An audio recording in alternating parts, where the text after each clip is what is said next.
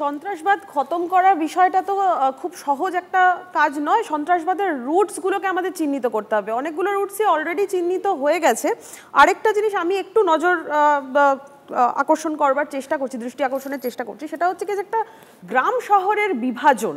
যদি আমরা আমাদের দেশের বিভিন্ন মানে পূর্বাঞ্চলীয় যে যে স্টেটগুলো রয়েছে, প্রভিন্সগুলো রয়েছে, সেখানে আসাম, ত্রিপুরা, মেঘালয়, এসব জায়গাগুলোর গ্রামগুলোকে নজর করে দেখি, সেখানে গ্রামের যে অনগ্রসরতা এবং সেই অনগ্রসরতার যে প্রত্যাঘাত, তাদের যে বিরক্তি, তাদের যে ক্ষুব্ধতা, মানে শহর কেন্দ্রিক উন্নয়নের প্রতি তাদের যে জিঘাংসা, সেটা কিন্তু কোথাও গিয়ে এই সন্ত্রাসবাদের মধ্যে চ্যানেলাইজড হচ্ছে।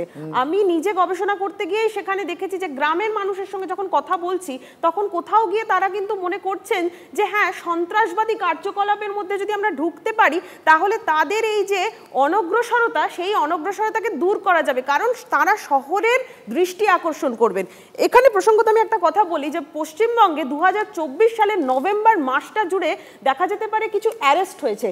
এনআইএ অ্যারেস্ট করেছে, এসটিএফ অ্যারেস্ট করেছে। তো এই অ্যারেস্টের যে প্রোফাইলটা যদি আমরা দেখি, সেখানে যে মানুষজনেরা অ্যারেস্টেড হয়েছেন নাশকতার ছকের জন্য, সেই নাশকতার ছক শুরু হয়েছে গ্রাম থেকে এবং টার্গেটেড হয়েছে হচ্ছে গিয়ে শহরকে।